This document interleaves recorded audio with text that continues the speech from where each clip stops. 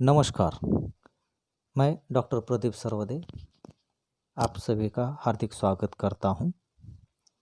काव्यशास्त्र इस विषय के अंतर्गत आज हम काव्य के प्रयोजन इस टॉपिक पर प्रकाश डालने वाले हैं। इसके पहले के वीडियो में हम लोगों ने काव्य हेतुओं पर प्रकाश डाला था। काव्य हेतु और काव्य प्रयोजन ये दोनों समान दिखाई देते हैं, लेकिन इनमें अंतर है। पिछले लेक्चर में हमने देखा कि काव्य हेतु मतलब काव्य निर्मिति के कारण, इन पर विचार किया हुआ था, उस पर हमने प्रकाश डाला था। आज हम काव्य के प्रयोजनों पर प्रकाश डालने वाले हैं। काव्य के प्रयोजन, प्रयोजन का अर्थ है उद्देश्य। सामान्यतः यह देखा जाता है कि कोई भी मनुष्य बिना किसी प्रयोजन के या बिना किसी उद्देश्य से कोई भी कार्य नहीं करता है। मतलब कोई भी कार्य करते समय मनुष्य के मन में उसके प्रयोजन की अथवा फल प्राप्ति की चिंता होती है। अर्थात प्रत्येक मनुष्य की कृति के पीछे उसका अपना निश्चित कोई उद्देश्य अथवा प्रयोजन होता है। व्यवहार में यह देखी जाने वाली बात काव्य निर्मिति पर भी लागू होती हैं। साहित्य तथा साहित्यकार इसके लिए अपवाद नहीं है, क्योंकि साहित्यकार का साहित्य निर्माण करने के पीछे कुछ न कुछ उद्देश्य निश्चित रहता है। जैसे कि हम देखते हैं कि साहित्यकार साहित्य निर्माण करने के पीछे उसके कई उद्देश्य होते हैं, जैसे मन की भावनाओं को प्रकट करना, संदेश देना, पाठकों का मनोरंजन करना या समाज में परिवर्तन करना, नैतिक मूल्यों की शिक्षा देना, समस्याओं का अंकन कर उसे सुलझाने का प्रयास करना, शोषण के खिलाफ आवाज़ उठाना, पीड़ित गरीबों के प्रति सहानुभूति दिखाना आदि ऐसे कई प्रयोजन साहित्यकार के हो सकते हैं। इन्हें सामने रखकर साहित्यकार अपने साहित्य का निर्माण करता है। काव्य हेतुओं की तरह काव्य प्रयोजन पर भी भारतीय तथा पाश्चात्य साहित्य शास्त्रियों ने आरंभ से लेकर आज तक कई दृष्टियों से विचार किया हुआ है। सभी विद्वानों ने अपने अपनी ओर से काव्य प्रयोजनों पर अपने विचार प्रकट किए हुए हैं। इस दृष्टि से देखा जाए तो भारतीय काव्य शास्त्र के अंतर्गत काव्य प्रयोजनों पर विचार करने वाले विद्वानों में भरत मुनि, भामह, वामन, रुद्रट, कुंतक, मम्मट आदियों का नाम प्रमुख रूप से लिया जा सकता है। इन सभी विद्वानों ने काव्य के जो प्रयोजन बताए हैं वह 6 प्रयोजन माने जा सकते हैं।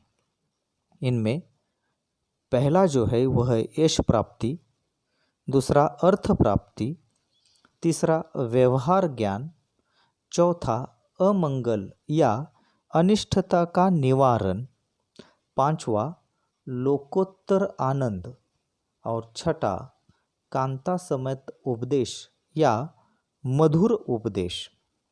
तो इस प्रकार से भारतीय विद्वानों ने काव्य के 6 यह प्रयोजन माने हुए हैं। अब इन्हें हम एक एक करके बारीकी से देखते हैं। काव्य का पहला प्रयोजन जो है वह है यश प्राप्ति। संसार में प्रत्येक मनुष्य यह कामना करता है कि अपने कार्य से उसे सफलता या यश की प्राप्ति हो। यही उद्देश्य काव्य निर्माण करने के पीछे कवि का होता है। काव्य करने से कवि को यश की प्राप्ति होती है। मतलब कवि काव्य रचना करता है तो उससे उसका काव्य जगत में नाम होता है, उसकी कीर्ति बढ़ती है, उसका यश फैलता है।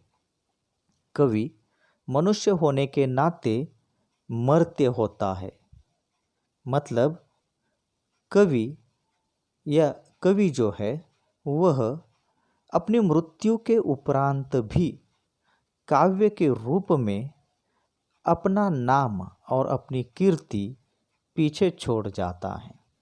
इसके कई उदाहरण हम देखते हैं, जैसे कि कालिदास, कबीर, जायसी, सूरदास, तुलसीदास, शेक्सपियर, संत ज्ञानेश्वर, संत तुकाराम आदि ऐसे अनेक महापुरुष जिन्होंने अपनी काव्य रचना के कारण आज भी हमारे लिए वे आदर्श और आदरणीय बने हुए हैं।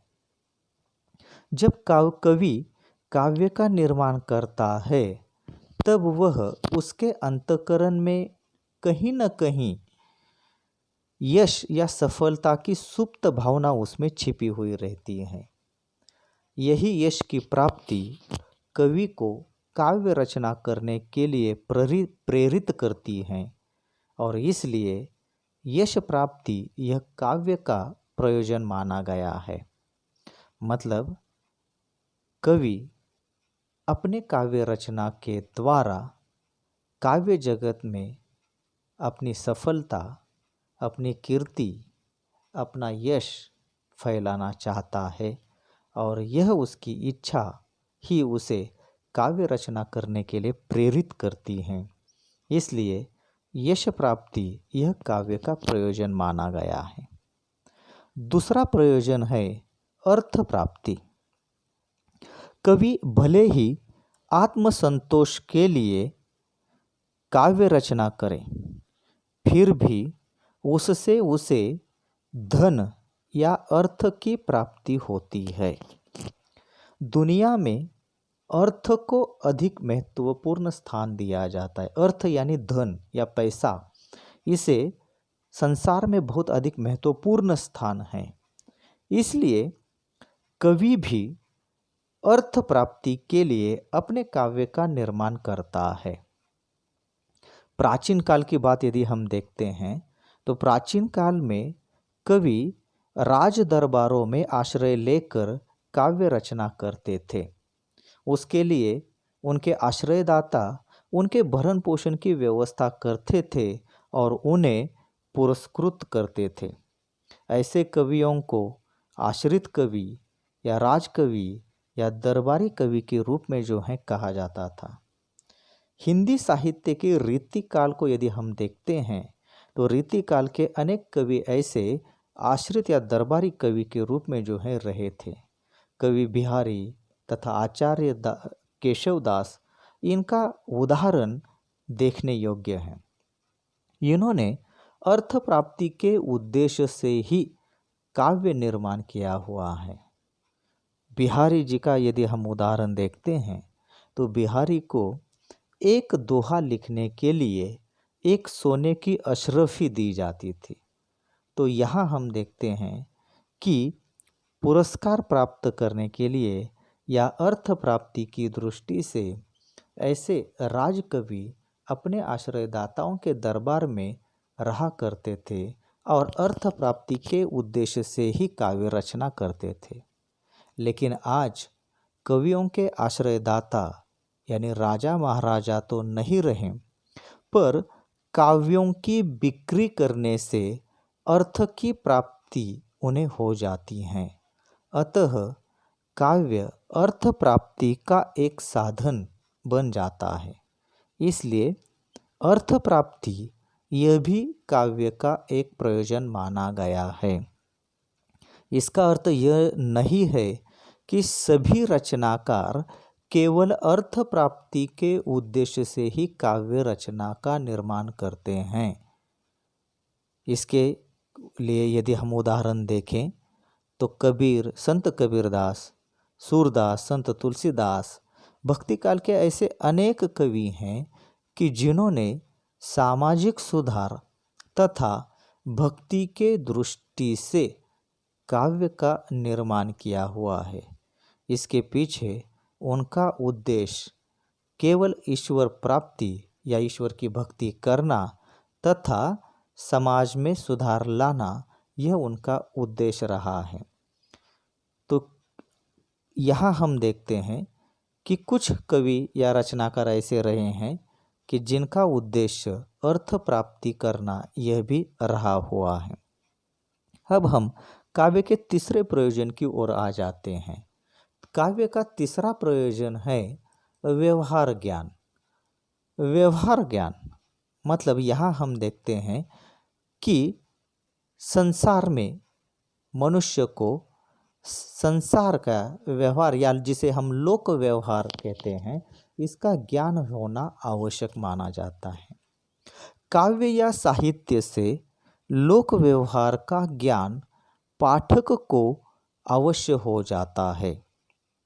साहित्यकार कभी पाठकों के सामने अपने जीवन के कई अनुभवों के आधार पर आदर्श की स्थापना करता है।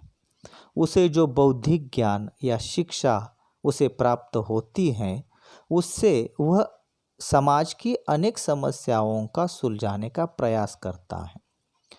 वास्तविक स्थितियों का वह अंकन अपने साहित्य में करता है। सत्य की खोज करने की प्रेरणा वह पाठकों को देता है। इससे पाठक तथा समाज को अनेक प्रकार की प्रेरणा मिलती रहती हैं।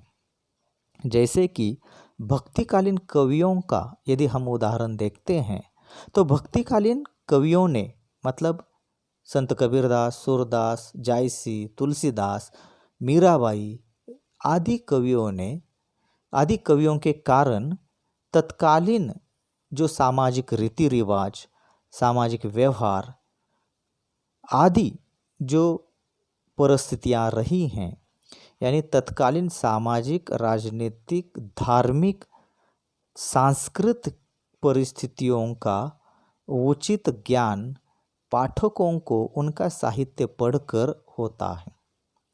कवि अपने जीवन में जो भी अनुभव ग्रहण करता है, उन अनुभवों के आधार पर वह काव्य का निर्माण करता है। वह अनुभव उसके काव्य में भर देता है।